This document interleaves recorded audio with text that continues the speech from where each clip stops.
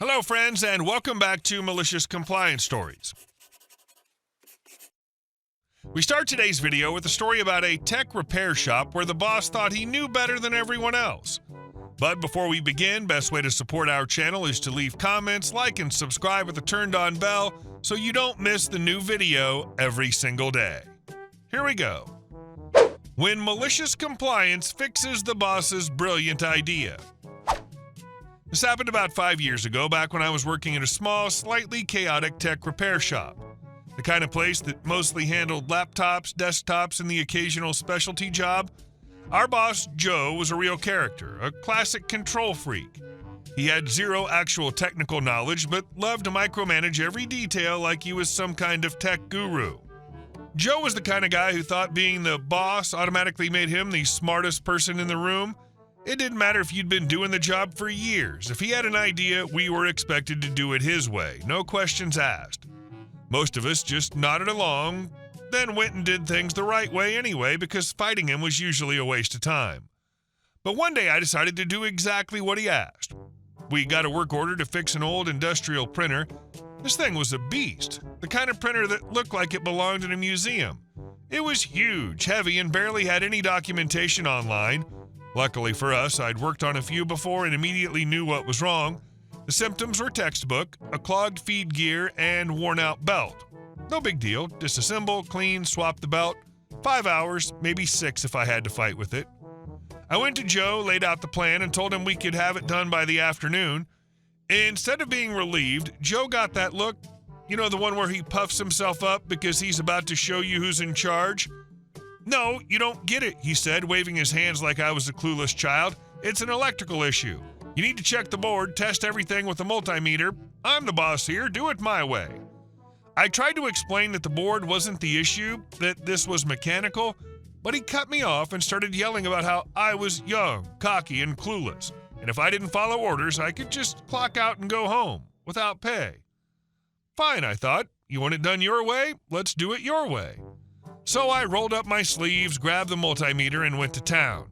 I took that printer apart down to the very last screw, then I tested every single circuit on the board, every resistor, capacitor, and connection, even though I knew from the first 5 minutes that nothing was wrong with the electronics. But I didn't just test it. Oh no, I documented everything. I wrote down every reading, took pictures of each step, even drew little sketches of the board layout.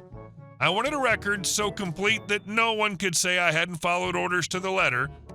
What should have been a half-day job turned into 2 full days of slow, tedious work. Meanwhile, the client was getting impatient, calling for updates. Joe had to stall and tell them we were running diagnostics. Finally, I marched up to Joe with a thick stack of notes and photos. "All done," I said cheerfully. "Board's fine. What do you want me to do next?" He went red, like a full beet red, jaw clenched, steam coming out of his ears red. The client had already called that morning, furious about the delay. At that point, Joe had no choice but to admit that we'd wasted 2 days following his brilliant plan. He snapped at me. "Fine, deal with the mechanics since you're so smart."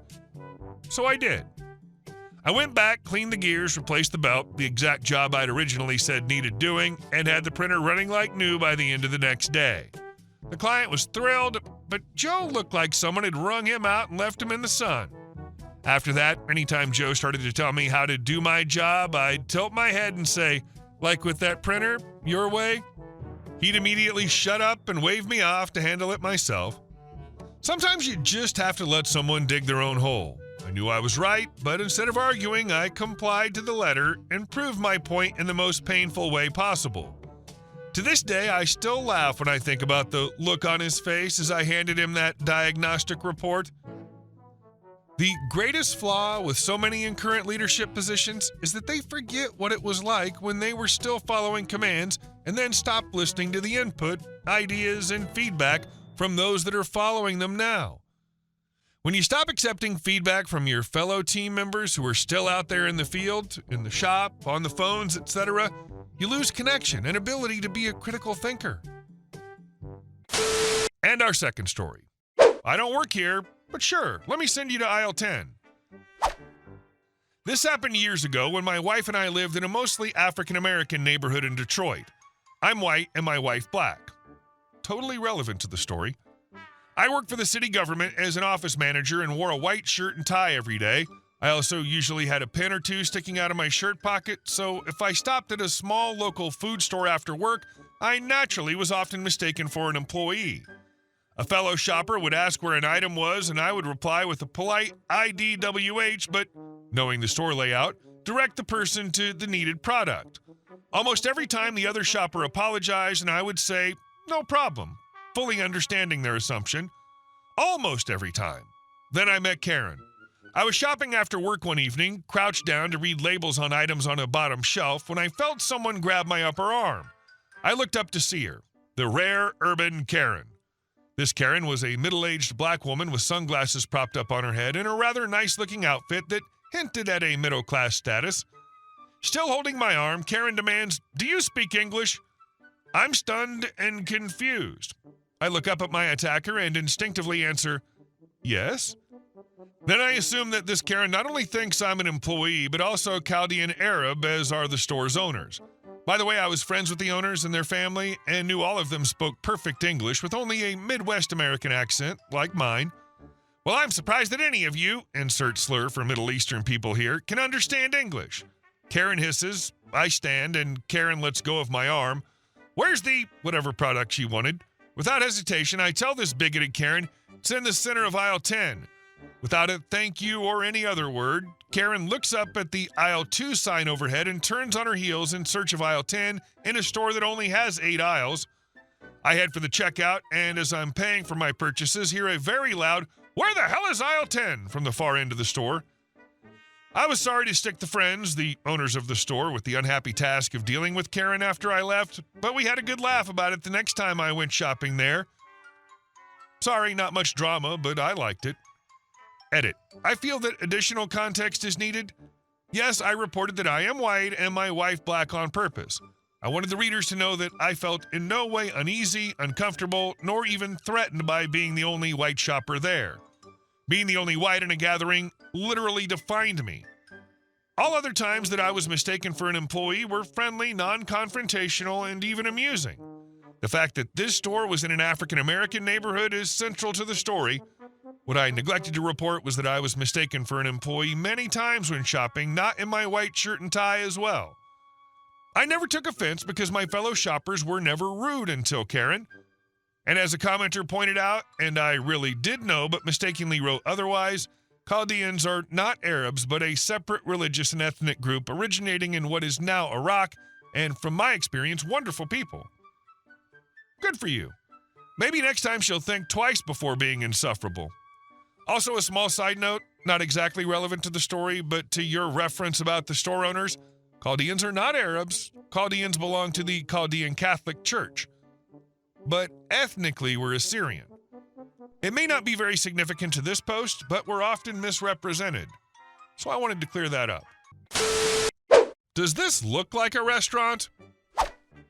So a few years ago, I worked at a restaurant/bar. I'd get off work around 3 or 4 a.m. On the day in question, I ended up clocking out at 4:40-ish a.m. and had to stop by Wally World to put up groceries for the week. I'll be me, and Rude Witch will be Karen.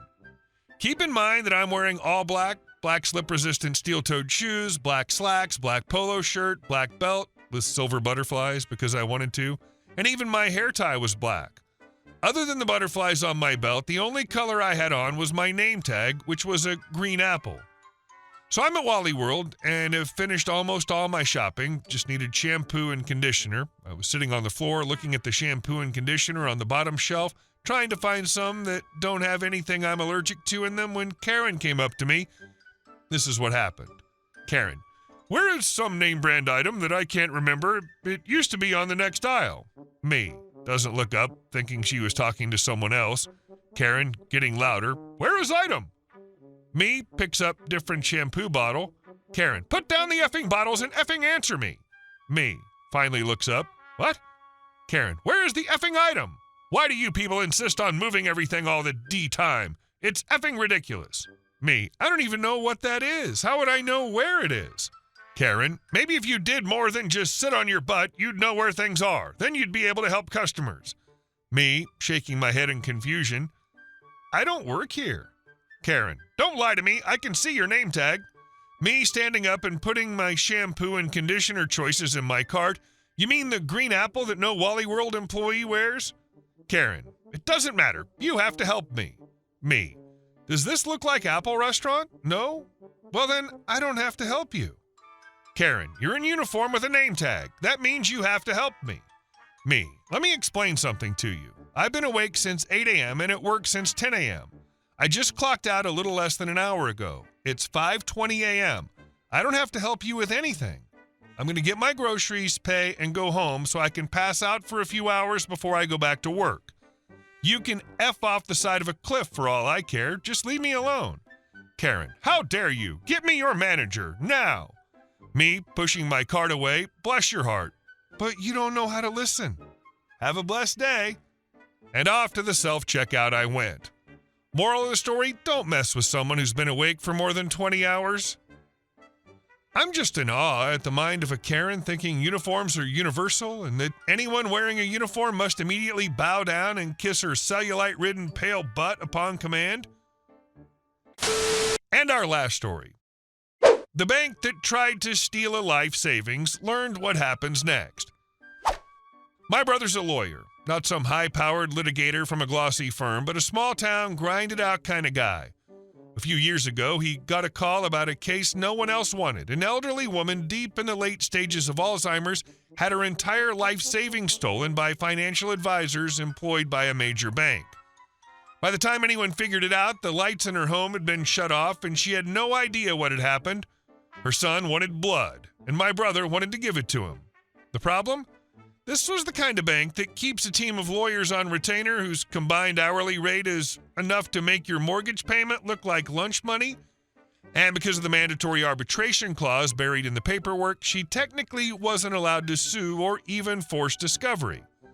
My brother could have walked away like everyone else. Instead, he tore apart every scrap of paperwork they had. After weeks of digging, he found something almost no one ever catches. The bank didn't have an original copy of the contract, and the duplicates they produced weren't actually true copies. A few words were changed, the pagination didn't match, and nobody involved in signing the original agreement could be deposed under oath to verify what was in it.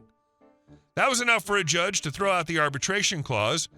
Suddenly, a case the bank had assumed would die quietly in arbitration became a full lawsuit with discovery, and a ruling got written up in legal journals across the country. The bank panicked, they dragged their feet on discovery until the last possible second, and then, in the most spiteful move possible, they dumped over 200 boxes of documents on my brother the Friday before the Monday hearing. Tens of thousands of pages. Most lawyers would have asked for a continuance. My brother rented a hotel room for the weekend, called a buddy to help cart the boxes up on a dolly, and got to work. He barely slept. Somewhere in the middle of a stack of emails, he hit pay dirt. He found a message between a senior bank VP and the bank's head attorney, openly discussing how they had frozen the woman's account so she wouldn't be able to pay her lawyer, betting that a small-town country lawyer would eventually quit. They even wrote that she would probably die before they were forced to unfreeze her accounts. They also admitted they hadn't destroyed incriminating paperwork because, in their words, there will never be discovery. By Monday morning, my brother was running on caffeine and adrenaline, but he was ready. He marched into court, entered those emails into evidence, and watched the bank's entire legal team go pale. They called for an immediate recess. By the time the judge came back, the bank's lawyers were practically begging to settle. The settlement was huge. $13 million went to the woman's estate and to a charitable trust she'd supported during her life. But it didn't stop there. One of the agents involved was criminally prosecuted for fraud, forgery, and perjury. He lost his broker license, his house, his beach house, and his marriage. He ended up serving a sentence in federal prison, ironically, in the same facility where Bernie Madoff was held. And the absolute poetic justice, this guy hadn't just stolen for greed, he wanted to be seen as a pillar of the community. He used the stolen money to donate to charities, sit on boards, and get photographed at galas. Now he's broke, disgraced, and unemployable, while my brother, the small-town lawyer they mocked, was elected trustee of the charitable trust. He gets to hand out grants, go to those same galas, and shake hands with the same people the thief tried to impress.